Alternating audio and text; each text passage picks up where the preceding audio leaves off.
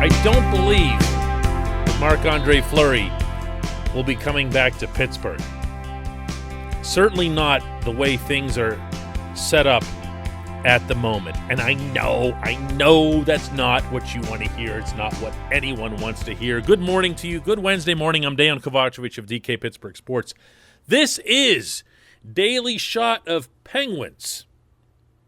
Comes your way bright and early every weekday morning. If you're into football and or baseball, I also offer up daily shots of Steelers and Pirates right where you found this.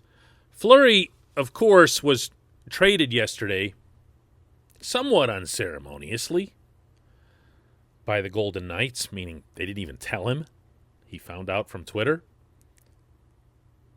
To the Blackhawks. And it took roughly 0.001 seconds for Alan Walsh, his very vocal, very visible agent, to start sending signals all across the NHL, not least of which was on his own Twitter account, that Fleury was really unhappy about this and that he and his family were going to take time to try to figure out what's next for him. He's 36. There's at least a theoretical chance he could retire, although there'd never been any such indication before that. One way or another, it was really, really clear he's not playing for the Hawks. So, what's he going to do? Well, Kelly McCrimmon, the GM in Vegas, got on a call not long after this and explained his belief that Fleury just flat out didn't want to be traded from Vegas, period, regardless the destination might be, and that would make it seem as if, no Pittsburgh.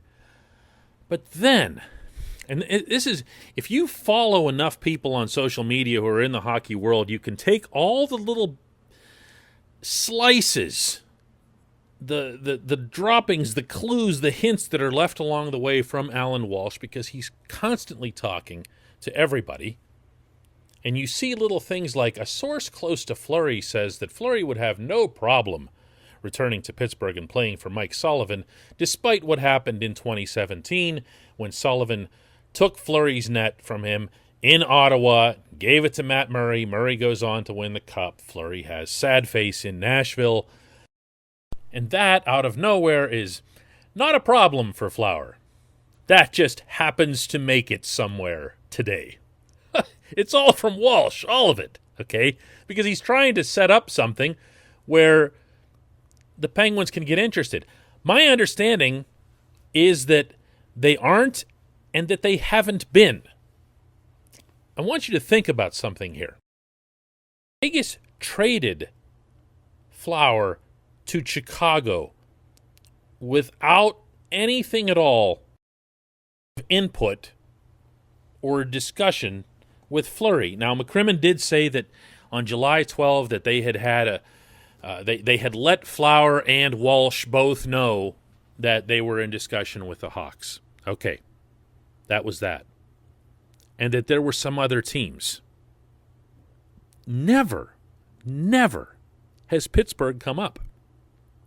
Not once. Not on any other end, and not from anything that I've heard.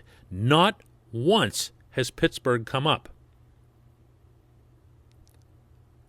If you saw what Chicago sent back to Vegas, which was some no-name defenseman just to make it look like an actual trade, then you'll know that Vegas was doing nothing more than clearing cap space, presumably to go chase Jack Eichel or whatever else, because they don't have any centers. That's the kind of thing that I can see them doing. They really just wanted Flower's $7 million salary off the cap hit. And they got it. The trade was consummated. It was done. Flower never had a chance to say no. Never had a chance to say, hey, wait a second. I don't want to do this. I'm not interested in playing for the Hawks. So the Hawks pick up a $7 million bill, a goaltender who might not be with them. Now, of course, the Hawks wouldn't have to pay him if he doesn't play, and the Hawks could have the $7 million in cap space, but then, they had that anyway. I'm going to repeat this. The Penguins weren't in on this at all. From everything I know, the Penguins weren't in on this. This portion of Daily Shot of Penguins is brought to you by Fubo TV. The monthly cost of cable is over $200. Fubo TV is $65 a month to watch all the same channels. No contracts, no catch. You can cancel anytime. And for a limited time, Fubo TV is offering our listeners of this show a 7-day free trial and 15% off your first month. Just go to FuboTV.com/DK. One more time, it's FuboTV.com/DK.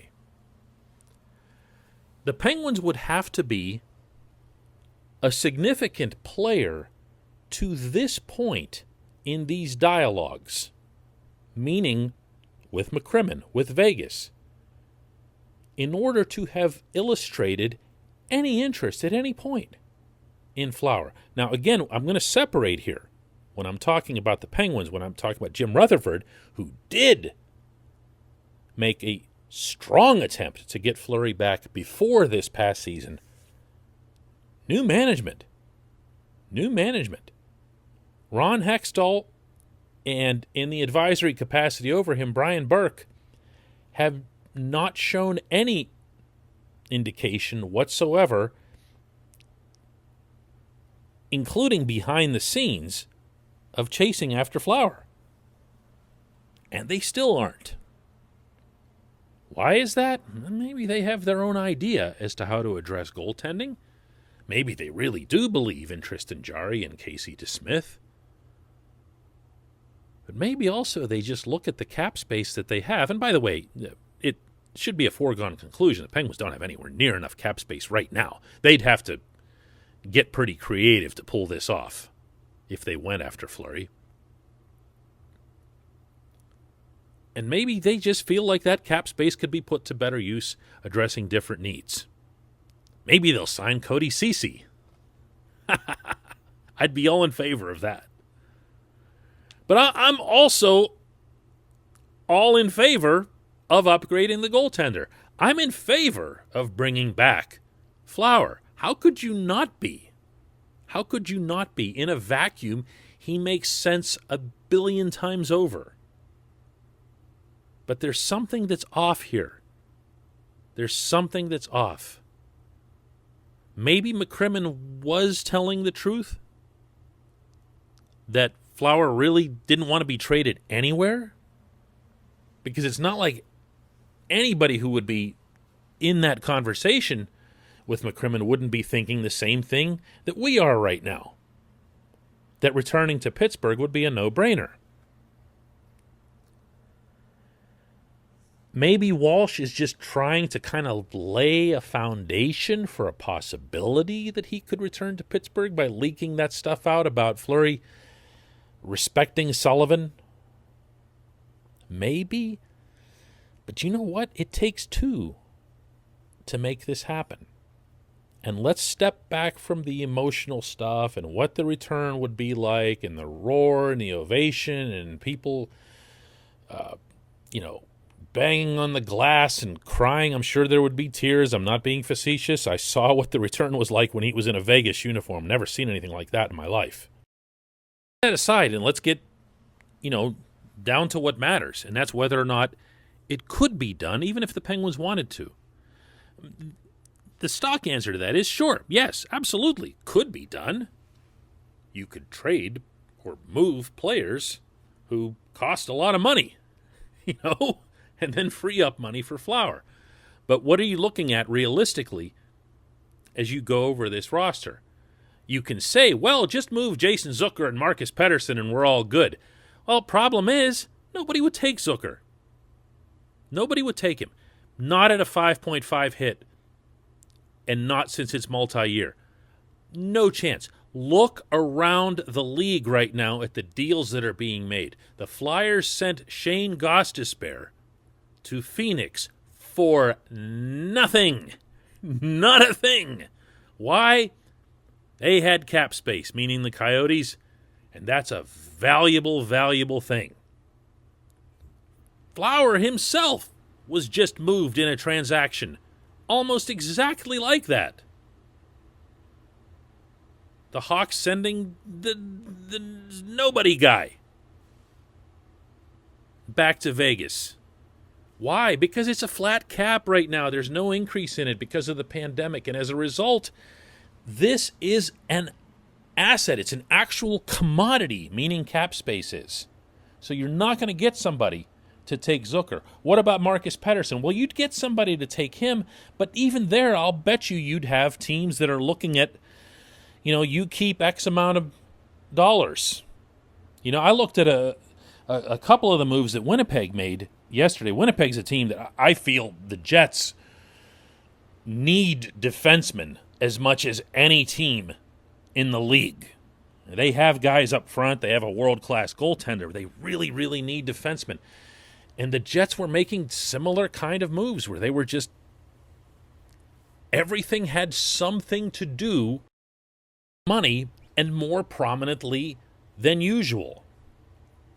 That's the way this is going to go. So I think somebody could take Marcus Pettersson, but again, now look at the dollar figure. Marcus is a $4 million player. That's half of Flower's salary. Again, you can get creative. You can call the Hawks and say, listen, I know you need goaltending. Why don't you take Tristan Jarry? Send us Fleury. We'll figure out something with the difference. Take this and this cap hit. You could work in a team like the Sabres, who currently have, incidentally, 0 goaltenders. I'm not kidding. They have no goaltenders. Insert punchline here, huh? And you could say, listen, why don't you be a facilitator in this trade, and you can, take this player, that player, this pile of cash, that pile of cash, and get Fleury to Pittsburgh. But in order for that to happen, you still need to have Hextall believing that this is the right move for this franchise. You might think so, and you might think so, but remember that what I'm discussing here more than anything is whether or not it will happen, not whether or not we want it to.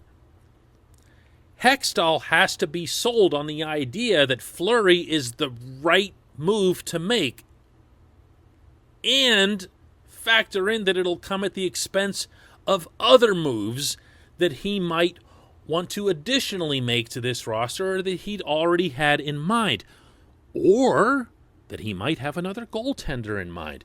I'm just throwing out that there's a lot of moving parts here, and it's not as simple as saying, ooh, does Flower want to come home? Or do the Penguins want to bring Flower home? None of that sounds like it's the thing here.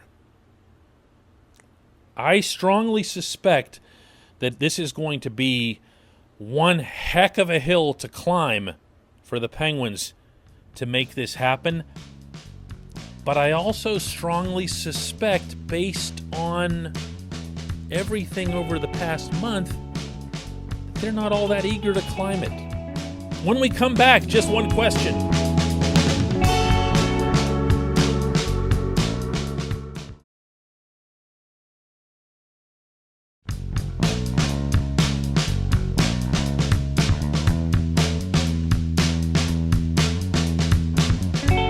Back. It's time for Just One Question, and that's brought to you on this program, always by the very good people at the Greater Pittsburgh Community Food Bank, where they're committed to providing food for all of our neighbors in need across Western Pennsylvania.